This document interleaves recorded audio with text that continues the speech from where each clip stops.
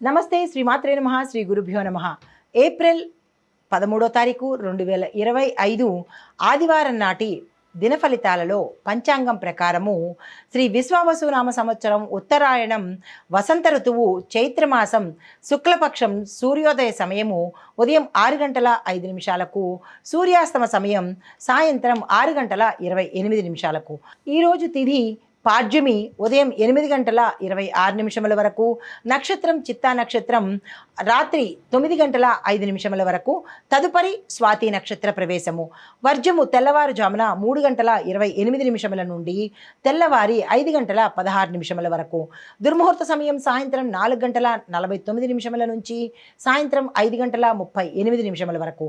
రాహుకాల సమయం సాయంత్రం 4 గంటల 55 నిమిషముల నుంచి సాయంత్రం 6 గంటల 28 నిమిషముల వరకు. యమగండ కాలం మధ్యాహ్నం 12 గంటల 16 నిమిషముల నుంచి 1 గంట 49 నిమిషముల వరకు. బ్రహ్మముహూర్త సమయం తెల్లవారుజామున 4 గంటల 29 నిమిషముల నుంచి తెల్లవారి 5 గంటల 17 నిమిషముల వరకు.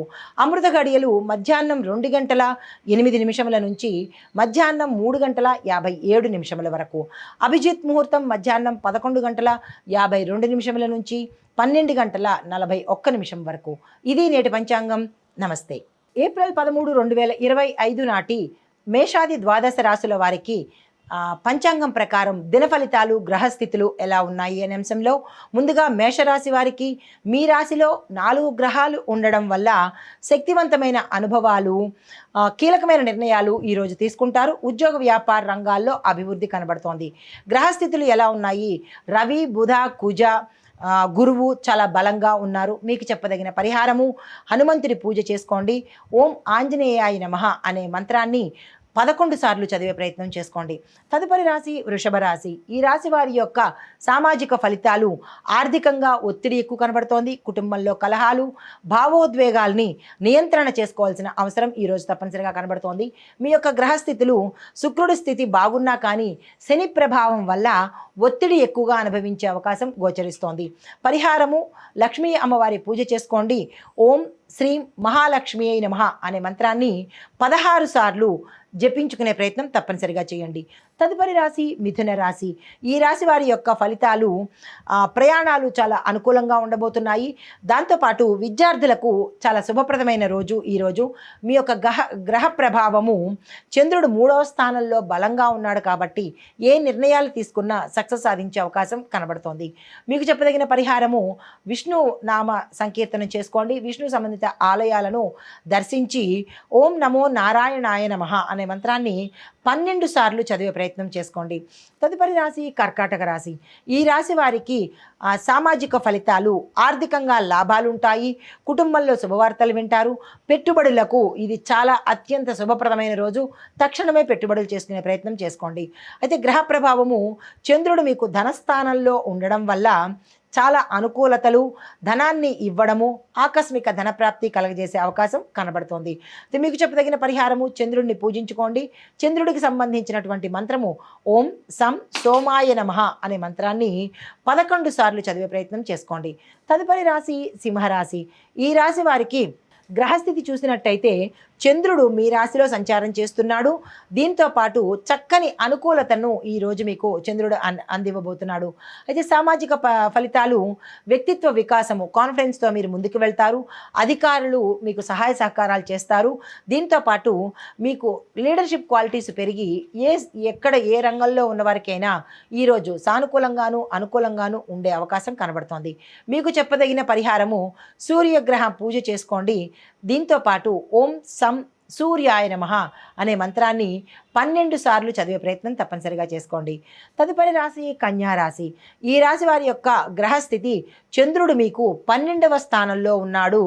కేతువు కూడా మీ రాశిలోనే ఉన్నాడు కాబట్టి చాలా జాగ్రత్తగా ఏ నిర్ణయాలైనా తీసుకోండి.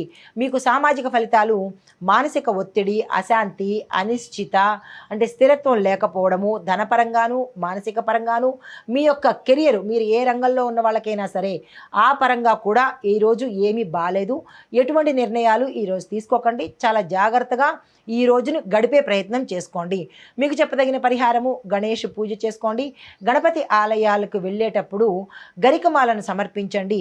మీకు చెప్పదగిన మంత్రము ఓం గం గణపతియే నమః అనే మంత్రాన్ని 11 సార్లు చదివే ప్రయత్నం తప్పనిసరిగా చేసుకోండి. తదుపరి రాశి తులారాశి. ఈ రాశి వారికి గ్రహస్థితి చంద్రుడు లాభస్థానంలో ఉన్నాడు కాబట్టి మీరు ఏ పని చేసినా లాభాలు వచ్చే అవకాశము. విద్యార్థుల దగ్గర నుంచి వ్యాపారస్తులు, ఉద్యోగస్తులు, వ్యవసాయదారులకు, అన్ని రంగాల్లో ఉన్న వాళ్లకు ఈరోజు చంద్రుడు ధనాన్ని ప్రసాదించబోతున్నాడు. లాభస్థానంలో ఉన్నాడు. అందరూ ఈ రోజును ఉపయోగించుకునే ప్రయత్నం చేసుకోండి. సామాజిక ఫలితాలు, స్నేహితుల దగ్గర నుంచి సహాయ సహకారాలు వస్తాయి. తర్వాత సామాజికంగా మీకు గుర్తింపు లభిస్తుంది. ఆదాయం కూడా పెరిగే అవకాశం గోచరిస్తోంది. మీకు చెప్పదగిన పరిహారము ఈరోజు కృష్ణ ఆలయాన్ని దర్శించండి. కృష్ణుని పూజ చేసుకుని ఓం క్లీం కృష్ణాయ నమః అనే మంత్రాన్ని 12 సార్లు చదివే ప్రయత్నం చేసుకోండి. తదుపరి రాశి వృశ్చిక రాశి. ఈ రాశి వారి యొక్క గ్రహస్థితి చంద్రుడు మీకు 10వ స్థానంలో కార్యస్థితి బలంగా ఉంటుంది. 10వ స్థానంలో ఉన్నాడు కాబట్టి మీరు ఏ కార్యం తలపెట్టినా, ఏ కార్యం చేసినా అది సక్సెస్ అయ్యే అవకాశం ఉంది. కాబట్టి ఈరోజు ఎవ్వరూ స్తబ్దుగా ఊరుకోకండి. ఏ పనైనా ప్రారంభించాలంటే ఈరోజు తక్షణమే చేసే ప్రయత్నం చేసుకోండి. వృధా చేసుకునే ప్రయత్నం చేయకండి. సామాజిక ఫలితాలు, ఉద్యోగాలు, మంచి ఉద్యోగాలు వస్తాయి. పదోన్నతులు కలుగుతున్నాయి. వ్యాపార పరంగా లాభాలు ఉన్నాయి. అధికారులకి యొక్క అనుగ్రహం మీకు కలుగుతుంది. రాజకీయంగా లాభాలు ఉన్నాయి. స్థిరత్వం అనేది ఏర్పడుతుంది. మీకు చెప్పదగిన పరిహారము సుబ్రహ్మణ్యేశ్వర స్వామి ఆలయ దర్శనం చేసుకోండి. సుబ్రహ్మణ్యేశ్వర స్వామి వారిని పూజించుకునే ప్రయత్నం చేయండి. మీకు ఇవ్వదగిన మంత్రము ఓం సుబ్రహ్మణ్య స్వామినే నమః అనే మంత్రాన్ని 11 సార్లు ఈరోజు తప్పనిసరిగా చదువుకునే ప్రయత్నం చేయండి. తదుపరి రాశి ధనస్సు రాశి. ధనస్సు రాశి వారి యొక్క గ్రహస్థితి చంద్రుడు మీకు ధర్మస్థానంలో ఉన్నాడు. మానసిక ధైర్యాన్ని ప్రసాదిస్తున్నాడు. అయితే సామాజిక ఫలితాలు, ఆధ్యాత్మికత మీకు ఎక్కువగా పెరుగుతుంది. దీంతోపాటు గురువుల యొక్క ఆశీర్వాదము ఈరోజు మీకు కలుగుతుంది. దీర్ఘకాలిక ప్రయోజనాలకు అంటే లాంగ్ టర్మ్లో మీరు ఏ పని సక్సెస్ చేయాలి అని అనుకుంటున్నారు, లాంగ్ టర్మ్లో స్థిరపడాలి అని అనుకునే దానికి ప్రణాళికలు కానీ, ప్లాన్స్ కానీ ఈరోజు వేసుకున్నట్టయితే కనుక సక్సెస్ అయ్యే అవకాశం ఉంటుంది. కొంతమంది నాకు 10-15 సంవత్సరాలు, 20 సంవత్సరాలు ఈ వ్యాపారం నిరాఘాటంగా జరగాలి అని అనుకున్న వాళ్ళు కూడా ఈరోజు ప్రయత్నం చేయండి. లేదా నేను ఈ ఉద్యోగంలో స్థిరంగా ఉండాలని అనుకుంటున్నాను కొన్ని సంవత్సరాల పాటు అని అనుకున్న వాళ్ళు కూడా ఈరోజు దానికి తగ్గ ప్లాన్లు వేసుకోండి. మీకు లాంగ్ టర్మ్లో బెనిఫిట్స్ కలిగే అవకాశం ఈరోజు చంద్రుడు ఇవ్వబోతున్నాడు. అయితే మానసికంగా ధైర్యవంతులుగా ఉంటారు. మీకు చెప్పదగిన పరిహారము తప్పనిసరిగా గురుగ్రహ పూజ తప్పనిసరిగా చేసుకోండి. గురు సంబంధిత ఆలయాలను సందర్శించండి. మీకు ఇవ్వదగిన మంత్రము ఓం బృహస్పతయే నమః ఈ మంత్రాన్ని 16 సార్లు తప్పనిసరిగా చదువుకునే ప్రయత్నం చేయండి. తదుపరి రాశి మకర రాశి. ఈ రాశి వారి యొక్క గ్రహస్థితి చంద్రుడు మీకు 8వ స్థానంలో ఉన్నాడు. ఒత్తిడి ఎక్కువగా కనపడే అవకాశం ఈరోజు కనపడుతోంది. జాగ్రత్తలు తీసుకోండి. ఈరోజు ఏ పని చేయకండి. అయితే మీకు సామాజిక ఫలితాలు ఎలా ఉన్నాయంటే ఎక్కువ అలసట కనబడుతుంది. ఎక్కువగా నిద్రలేనితనము, ఆలోచనలు ఎక్కువగా ఉండడము, అవి పనికిరాని ఆలోచనలు కావచ్చు, మిమ్మల్ని కుంగదీసే ఆలోచనలు కూడా కావచ్చు.